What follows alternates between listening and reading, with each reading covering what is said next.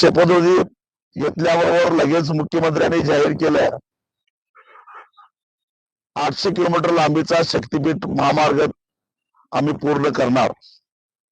मुख्यमंत्र्यांचं बरोबर आहे, कारण या निवडणुकीमध्ये आम्हापासा खर्च आलेला आहे आणि तो खर्च भरून काढण्यासाठी आता प्रचंड मोठे प्रकल्प घेतल्याशिवाय पैसा निघणार नाही आणि म्हणूनच कदाचित त्यांनी ही घोषणा केली असावी।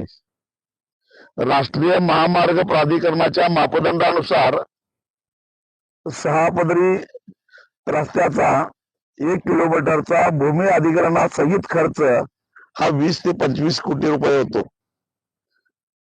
जास्तीत जास्त 25 कोटी रुपये धरले तरी सुद्धा शक्तीपीठ महामार्गाचा हा जो प्रकल्प खर्च आहे तो 86,000 कोटीचा आहे आणि 800 किलोमीटर लांबीचा हा रस्ता आहे। याचा अर्थ 1 किलोमीटरचा खर्च हा 107 कोटी रुपये होतो। राष्ट्रीय महामार्ग प्राधिकरणाचे मापदंड 6 पदरी रस्त्याचे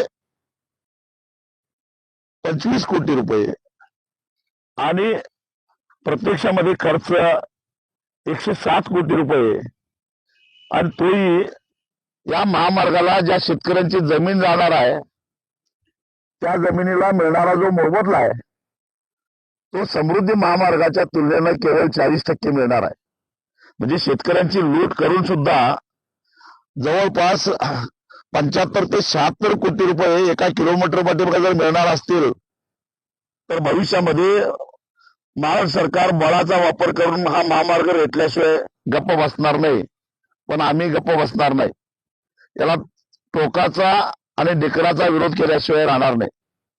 तुमच्याकडे भांडवल नाही म्हणून तुम्ही जागतिक बँकेचं कर्ज काढता, खाजगी क्षेत्रातून भांडवल उभा करता आणि रस्ते पूर्ण करता आणि टोल मधून ते पैसे वसूल करता। मग त्या टोल मध्ये शेतकऱ्याची जमीन हेच भांडवल समजून शेतकऱ्यांचा हिस्सा का ठेवला जात नाही हा माझा सवाल आहे। परंतु ते कधीच ठेवणार नाहीत, कारण शेतकऱ्यांचं वाटोळं करून शेतकऱ्यांची थडगी बांधून विकासाचे मनोरे बांधल्याचं दाखवायला जाणार आहे।